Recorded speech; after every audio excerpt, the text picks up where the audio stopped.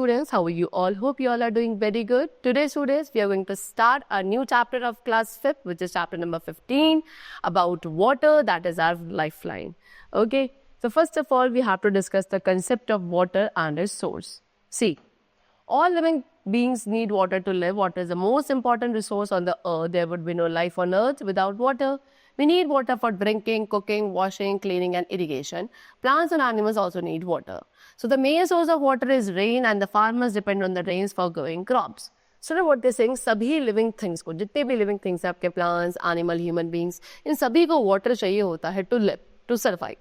Water आपका most important resource है earth पे. अगर water नहीं होगा, there would be no life possible on earth. ठीक है, हमें वाटर चाहिए डिफरेंट पर्पसेस के लिए, like for drinking, cooking, washing, cleaning, bathing, irrigation. Okay, so plants and animals को भी क्या वाटर की रिक्वायरमेंट होती है. एंड जो main source of water that is rain. जैसे कि फार्मर्स आपके फुल्ली रेन पे डिपेंडेंट होते हैं फॉर ग्रोइंग क्रॉप्स. ठीक है, sometimes it does not rain in a few parts of a country or few areas do not receive sufficient rainfall.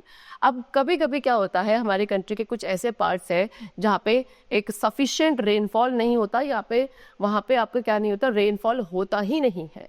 ठीक है, सो इरिगेशन वहाँ पे जो है करा जाता है इस प्रॉब्लम को ओवरकम करने के लिए. हमारी गवर्नमेंट जो है इस डिपेंडेंस को, यानी कि जो फार्मर्स की डिपेंडेंसी है रेन वाटर पे फॉर ग्रोइंग क्रॉप्स, उसको क्या कर रही है, रिड्यूस कर रही है by providing different irrigation facilities to such areas. Okay, चलो, so irrigation means what, supplying the water to crops. अब इरिगेशन का मतलब क्या होता है, क्रॉप्स को वाटर सप्लाई करना is known as irrigation. And 3 main means of irrigation है हमारे इंडिया में, that is canal, wells and tube wells and tank. Okay, so first of all, we are going to discuss about canal. So water from river or dam is diverted to the field through small channel called canal. अब इसमें क्या किया जाता है, जो river या जो dam का पानी है उसको डाइवर्ट किया जाता है फील्ड के टूवर्ड्स. किसके थ्रू, छोटे छोटे चैनल्स के through, which is called canal. Canals क्या करते हैं, रिवर वाटर को डिस्टेंस प्लेसेस तक लेकर जाते हैं.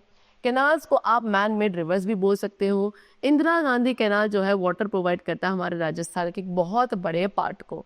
ठीक है, उसके अलावा भी कुछ मेन कैनाल्स है हमारी कंट्री के, like Sirhind canal, Buckingham canal, Agra canal, Indira Gandhi canal.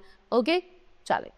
और next we have wells and tubewells. So कुछ एरियाज में जहाँ पे अंडरग्राउंड वाटर इजीली फाउंड किया जाता है, वहाँ पे वेल्स को डग कर देते हैं. वेल आपका एक ओपन होल है जिसको ग्राउंड में डग किया जाता है, खोदा जाता है, सो दैट हम अंडरग्राउंड वाटर तक रीच कर सके. वेल वाटर का यूज किया जाता है for domestic needs and agriculture also. अब कभी कभी अंडरग्राउंड वाटर बहुत ज़्यादा डीप होता है, तो एक बहुत डीप बोर डग करना पड़ता है अर्थ में, जब किसके थ्रू, ड्रिलिंग मशीन के थ्रू. उसके बाद ट्यूब्स को क्या कर दिया जाता है, इन बोर्स में डाल दिया जाता है, एंड देन वाटर को बाहर निकाला जाता है एक पंप के थ्रू जो इलेक्ट्रिसिटी से रन करता है. एंड ऐसे वेल्स को कहते हैं ट्यूब वेल्स. ओके, ये काफ़ी कॉमन है tube wells in Haryana, Punjab and Uttar Pradesh. Okay, now next we have tank. So in the southern plateau में it is difficult to dig land because the land is uneven and rocky. So southern plateau में क्या land को dig करके वहाँ पे wells या tubewells बनाना बहुत difficult है, because वहाँ पे land uneven है and rocky nature की है. And rain water को इसीलिए वहाँ पे natural hollows में collect किया जाता है, जिसको आप क्या कहते हो, tanks and pond. Tank आपके commonly use किए जाते हैं Tamil Nadu, Karnataka and Andhra Pradesh.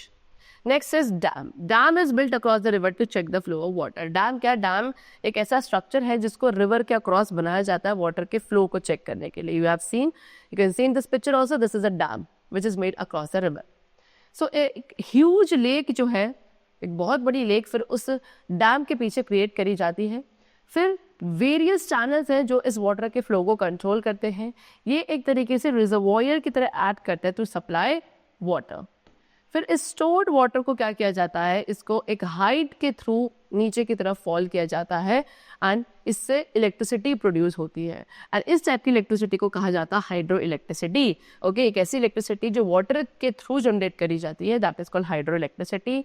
So some dams of many purposes and are called multipurpose projects. And कुछ ऐसे डैम्स हैं जो बहुत सारे पर्पस के लिए यूज किए जाते हैं, इसलिए आप उनको मल्टीपर्पज प्रोजेक्ट्स कहते हैं. सो कैसे कैसे या किन किन जगहों पे डैम्स हेल्प करते हैं, like in storing water store करने में, फ्लड्स चेक करने में, हाइड्रो इलेक्ट्रिसिटी को जनरेट करने में, ओके, एंड फिशिंग के लिए इंफ्रास्ट्रक्चर प्रोवाइड करने में. So these are the basic servings which is being provided by the dams. Now some of the multiple projects in India. अब कुछ मल्टीपल प्रोजेक्ट्स हमारे इंडिया में, जैसे कि भाखरा नंगल डैम जो कि आपका सतलज रिवर पे बना हुआ है in Punjab. Okay, next we have Damodar valley project जो कि आपके दामोदर रिवर में है इन Jharkhand. Then we have Nagarjun Sagar Dam, which is on the Krishna River in Andhra Pradesh. Next, we have Faraka Barrage in the river, Ganga River in West Bengal. Then we have Hirakund Dam, जो कि आपका महानदी पे है in Odisha. Then we have Sardar Sarovar dam जो कि आपका Narmada river के cross बनाया गया है in Gujarat. And next we have Mettur dam जो कि आपका रिवर कावेरी में है in Tamil Nadu. Now the last topic is importance of water. So water is our basic need, है ना. So in cities and town में वाटर को टैप्स के थ्रू सप्लाई किया जाता है. विलेजेस में लोगों को water well, tank, river, pond या हैंडपम्प्स के थ्रू मिलता है. We can not use water of sea for drinking और irrigation because it is salty. लेकिन हम जो वाटर सी से मिलता है, सीज या ओशंस का जो वाटर है, उसको हम ड्रिंकिंग या इरीगेशन पर्पज के लिए यूज नहीं कर सकते बिकॉज वो आपका काफ़ी ज़्यादा सॉल्टी होता है. हमें हमेशा clean and pure water use करना चाहिए फॉर ड्रिंकिंग एंड कुकिंग. अगर वाटर आपका प्योर नहीं होगा तो आप उसे बॉईल कर सकते हो बिफोर ड्रिंकिंग.